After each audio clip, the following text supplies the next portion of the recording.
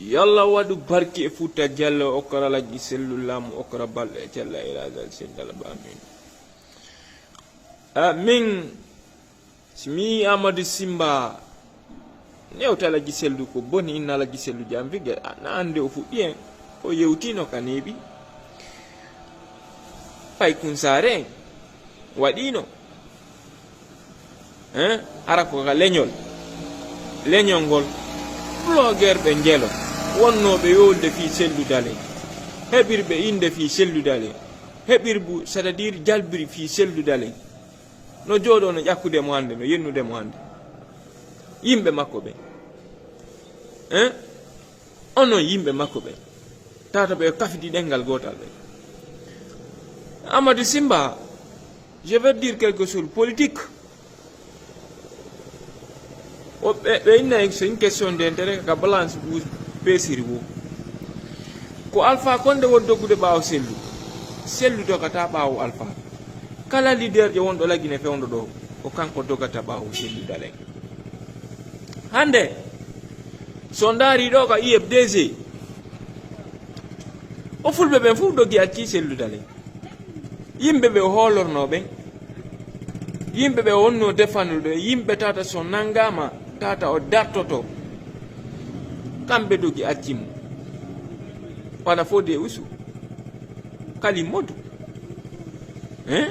Alain Touré e mayno ko ton woni lutu wono be way be fono ka yeppeje hande fulbe ben fo jeune génération on fo dogi accimu ala gisel ko kanko won dabbude laamu ko kanko faala laamu ko kala ko tayti pignore kanko ala giselu so tappine no mojjani mo o badato laamu wallahi mi do sutani mo kala non kadi yidudo mo kala yidan do mo kala ka wi ko yi kon ala giselu no wadde tata ko fiido hebira laamu hida duwa jokkude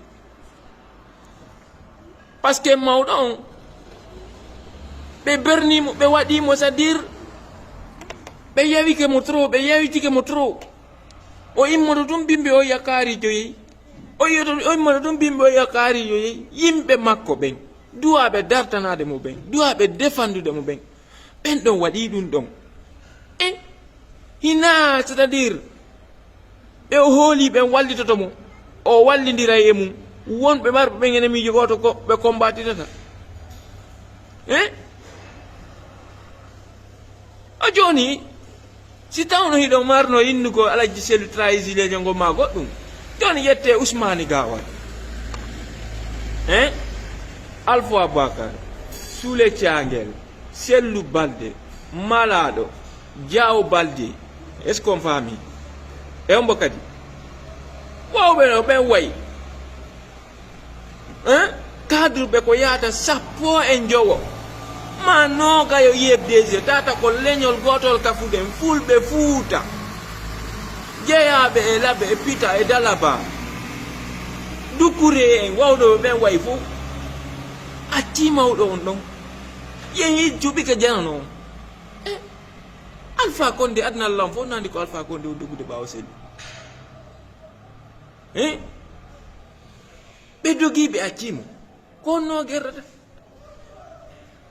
ana non ardo o ko don e mawdon yenno mo joni yete awas katirabe mon ben ma bappirabe mon ben ma bandirabe mon yawi be mawdon inno yo accu moi à ma personne litimo minabi on lagine litimo minabi on si ala gisildo je dis bien kala mu ala gisildo associé j'associe avec la personne. Si elle a dit si elle associe et jinnar, mais associé et jinna. Si elle a dit si elle associe et mbodi, mais associé et mairi. So associé et boutori, mais associé et mairi. So associé et nyanejo, mais associé et mako. So associé, c'est-à-dire, kala kulle denko associé ma boneji do associé, mais associé parce que quand on a de l'âme, je cherche le pouvoir. Il cherche le pouvoir. Le pouvoir c'est le pouvoir. Pour avoir le pouvoir, il faut passer par des urnes ou par des armes en Afrique. Donc le moment de rigolade Le moment, soi-disant, qu'on ne doit pas faire ça, l'hélas, ça dépasse. Parce que sa communauté l'a trahi. Il a trahi par sa propre communauté. Où est Baouri aujourd'hui? Prenez exemple, Baouri, Moutar Diallo, Ba Ousmani, Ousmani Gawal, Selou Badé, Malado, hein? Et qui a Diao Baldé, Doukouré, Alpha Abouakar, Soulé Tchangel. Les cadres peuvent. Hein? Mais abandonner à la Guillaume. On a mis dans la téléphone. Le blogueur qui sont là à parler jour et nuit, vivre celui de l'Indien pour avoir se nourrir. Lorsque leur ventre est rassasié aujourd'hui, ils crassent sur le vieux. Pour quelle raison? Hein?